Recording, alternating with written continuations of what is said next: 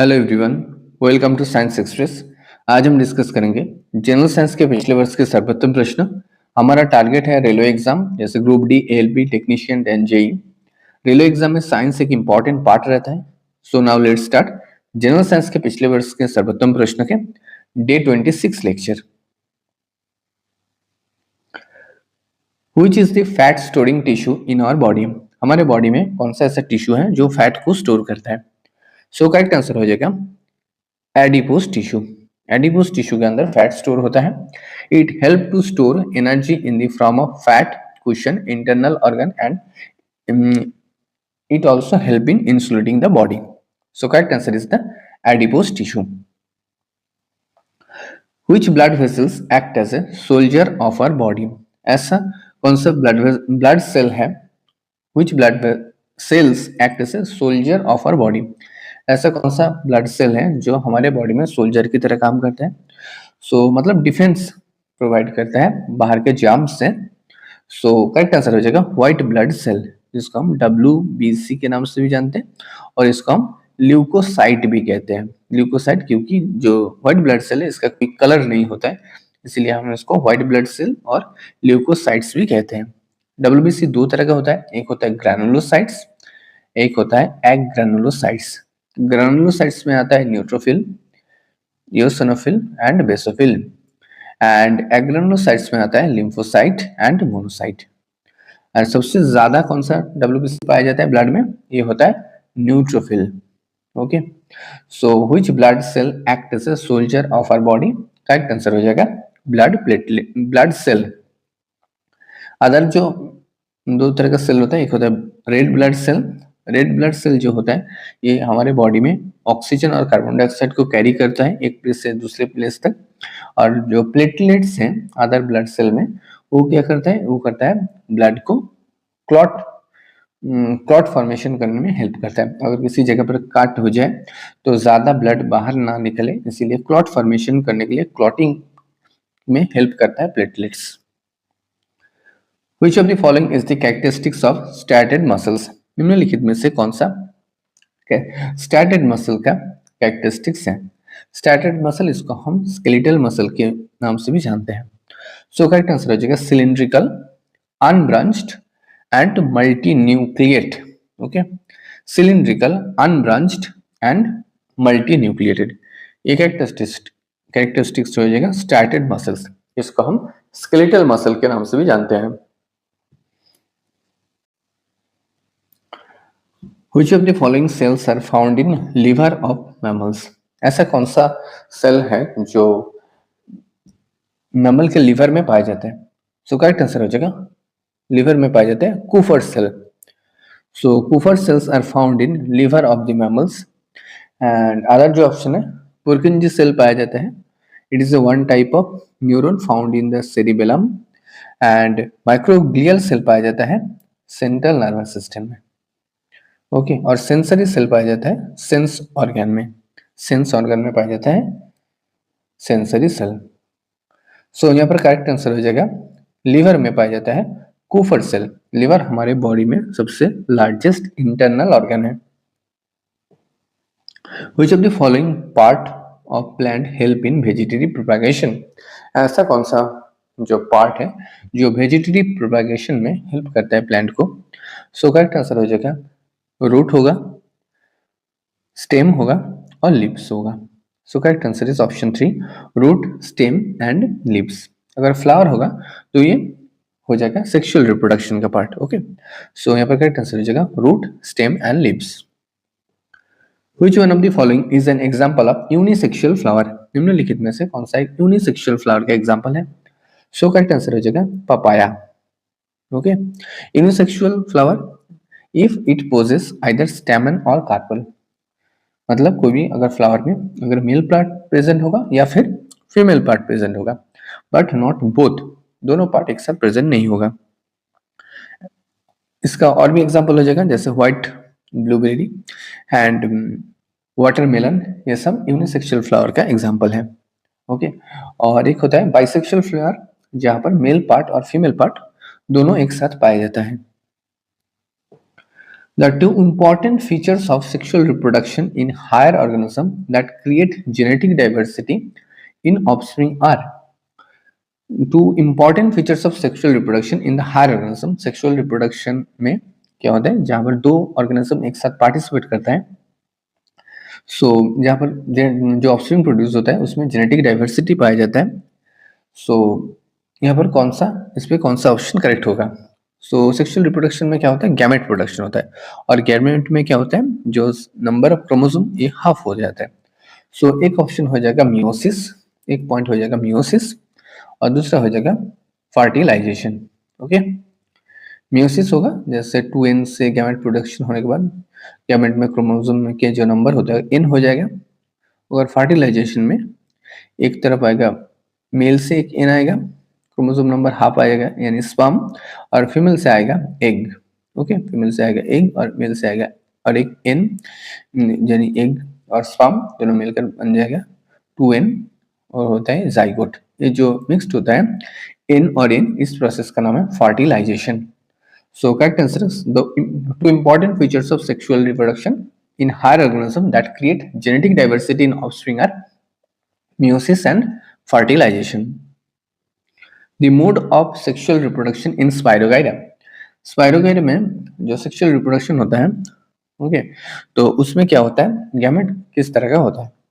Correct answer हो जाएगा isogamy.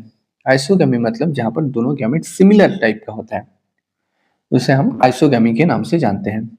एक ही तरह का होता है, मेल गैमेट और फीमेल गैमेट अगर एक ही तरह का हो तो उसे हम आइसोगैमी के नाम से जानते हैं। ऊगैमी में क्या होता है, मेल गैमेट जो होता है वो मोटाइल होता है और स्मॉल होता है, और जो फीमेल गैमेट होता है वो नॉन मोटाइल होता है और लार्ज होता है। इस तरह के जो गैमेट प्रोडक्शन होता है उसको हम ऊगैमी के नाम से जानते हैं। ऊगैमी ह्यूमन में देखा जाता है। Mode of sexual reproduction in spirogyra is the isogamy, जहां पर दोनों गैमेट, मेल और फीमेल गैमेट, दोनों गैमेट सेम और इक्वल होता है। The female reproductive organ of an angiosperm is called. जो एंजियोस्पर्म में जो फीमेल रिप्रोडक्टिव ऑर्गन होता है उसको हम किस नाम से जानते हैं? करेक्ट आंसर हो जाएगा कार्पल। ओके, फीमेल रिप्रोडक्टिव जो पार्ट होता है उसका 3 पार्ट रहता है, पूरा हम कार्पल के नाम से जानते हैं। अपर वाला जो पार्ट होता है उसको हम स्टिग्मा के नाम से जानते हैं। जो सिलिंड्रिकल पाइप लाइक स्ट्रक्चर होता है उसको हम स्टाइल के नाम से जानते हैं, और जो नीचे जो बल्जिंग पार्ट रहता है उसको हम ओवरी के नाम से जानते हैं, और सबको एक साथ हम कार्पल के नाम से जानते हैं। Carpel, female reproductive organ of an angiosperm. Angiosperm मतलब फ्लावरिंग प्लांट, इसे हम कार्पल के नाम से जानते हैं। Sexual reproduction in human beings involve the introduction of sperm in the vagina of the female. Where does fertilization occur? जब fertilisation होता है तब स्पर्म वेजाइना में इंट्रोड्यूस किया जाता है in case of the sexual reproduction in human beings. जो fertilisation होता है ये किस जगह पर होता है? ये होता है इन फैलोपियन ट्यूब।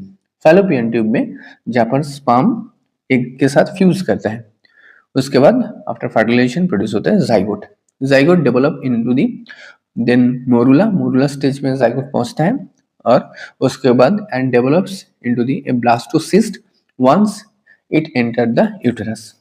सपोज ये फीमेल रिप्रोडक्टिव सिस्टम का पार्ट है, ये एक फैलोपियन ट्यूब, दोनों साइड 2 फैलोपियन ट्यूब रहते हैं, ये ओवरी है। ओके, ये है यूटेरस, ये है फैलोपियन ट्यूब, ये ओवरी, ये हो जाएगा सर्विक्स, नीचे वाला पोर्शन हो जाएगा वेजाइना। ओके, फर्टिलाइजेशन किस जगह पर होता है? ये होता है फैलोपियन ट्यूब पर। ये है फैलोपियन ट्यूब का part. Which of the following animals reproduce both sexually as well as asexually? ऐसा कौन सा एनिमल होता है, एनिमल है जो सेक्सुअली एसेक्सुअली दोनों प्रोसेस से रिप्रोड्यूस करता है? करेक्ट आंसर हो जाएगा यहाँ पर हाइड्रा। ओके, जो दोनों प्रोसेस से रिप्रोडक्शन कर सकते हैं, सेक्सुअली भी कर सकता है और एसेक्सुअल भी कर सकते हैं। और हाइड्रा ये बिलोंग करता है, it is belong to the phylum Cnidaria and they possess radial symmetry. A sudden change in the genetic material of an organism is called. ऐसा sudden change genetic material में उसे हम किस नाम से जानते हैं? जेनेटिक मटेरियल में अगर कोई भी सडन चेंज हो जाए तो उसको हम म्यूटेशन के नाम से जानते हैं. Okay, so mutation is the change in the DNA sequence. It is mainly insertion, deletion, or addition, substitution, or duplication and translocation. इतने प्रोसेस से म्यूटेशन हो सकता है. So a sudden change in the genetic material of an organism is called mutation.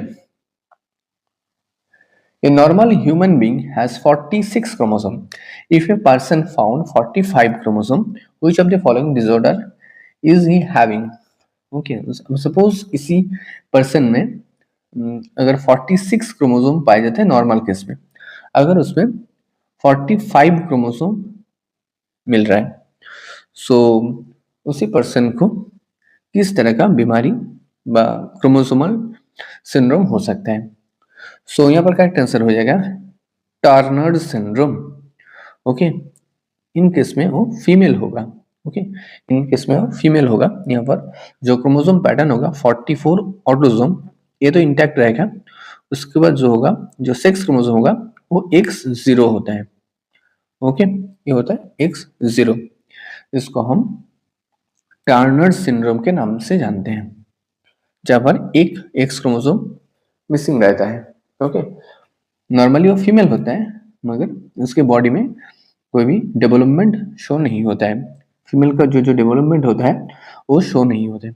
Climb filter में जो chromosome number होता है वो होता है 47, जहाँ पर 44 ऑटोसोम तो ठीक रहता है, परंतु जो एक्स्ट्रा एक एक्स क्रोमोसोम आ जाता है, XXY हो जाता है. कलर ब्लाइंडनेस ये भी एक जेनेटिक हेरिडिटरी डिसऑर्डर होता है.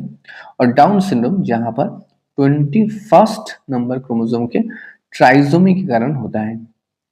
सो यहाँ पर करेक्ट आंसर हो जाएगा टर्नर सिंड्रोम, और क्रोमोसोम पैटर्न हो जाएगा 44 + X0. The alleles of a gene do not show any blending and both the character are recovered as such in the F2 generation. This statement is allele में जो is a gene do not blend, allele जो F2 generation में blending नहीं होता है उसको हम individual character की तरह देख सकते हैं. तो इस जो लॉ है इसको किस लॉ से डिफाइन कर सकते हैं? सो करेक्ट आंसर हो जाएगा लॉ ऑफ सेग्रीगेशन. ये मेंडल का एक लॉ है. The allele of the gene do not show any blending and both the character are recovered as such in the F2 generation. This statement is law of segregation. Suppose दो character है, एक tall plant एक dwarf plant. Okay, first generation में कैप्टी small T, यहाँ पर हम tall plant देखेंगे. ये एक टॉल प्लांट है, एक ड्वार्फ प्लांट के साथ क्रॉस करने के बाद जो होगा कैप्टी स्मॉल टी, ये टॉल प्लांट होगा. अगर इसी तरह नेक्स्ट F2 जनरेशन में अगर क्रॉस कराए हम कैप्टी स्मॉल टी के साथ कैप्टी स्मॉल टी, तब आएगा कैप्टी कैप्टी, कैप्टी स्मॉल टी और स्मॉल टी स्मॉल टी. फिर से यहाँ पर F2 जनरेशन पे फिर से हम जो पेरेंटल जनरेशन है इसको हम देख सकते हैं, cap T cap T small T small T. Okay, so ये जो है इसको हम लॉ ऑफ सेग्रीगेशन के नाम से जानते हैं. जब गैमेट फॉर्मेशन होता है सब ये सेपरेट हो जाता है, that is the law of segregation.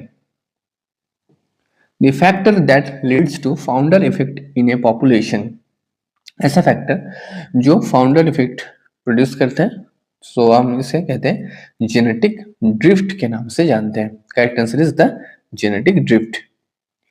Passing of like qualities from one generation to the next is the definition of which of the following?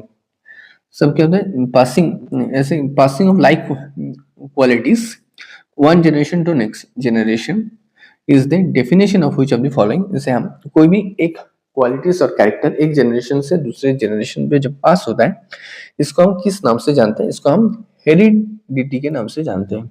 It is called heredity. And it is the transmission of genetic character from the parents to offspring. And trait क्या है?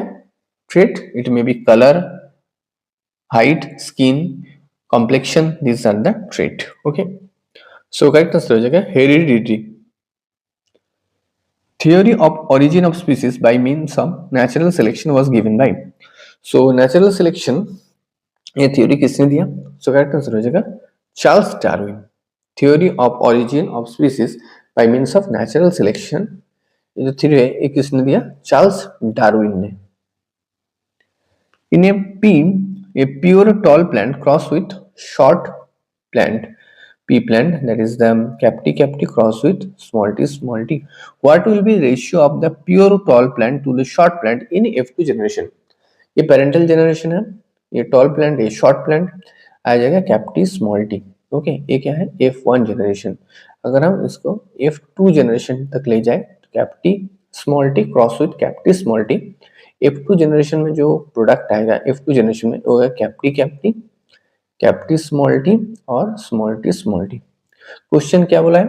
What will be the ratio of the pure tall plant, ये है pure tall plant और ये है pure short plant, इसका जो ratio होगा ये क्या होगा? सो यहाँ पर रेशियो हम देख सकते हैं 1:1, एक प्योर टॉल प्लांट होगा और एक प्योर ड्वार्फ प्लांट होगा। So option is the 1, that is the 1:1. What components are often called the building block of the body that play a vital role in helping to repair and strengthen muscle tissue after exercise? So ऐसा what are the component, ऐसा कौन सा component है जो हमारे body में building block की तरह काम करता है और मसल फॉर्मेशन में भी हेल्प करता है? सो यहाँ पर करेक्ट आंसर हो जाएगा proteins. Okay, proteins are often called the building block of the body and they play a vital role in helping to repair and strengthen muscle tissue after exercise. Correct answer is the proteins. Okay, so protein अगर हमारे body में after digestion ये break down होके ये form करता है amino acid. Thanks for watching. Don't forget to subscribe Science Express. Thank you.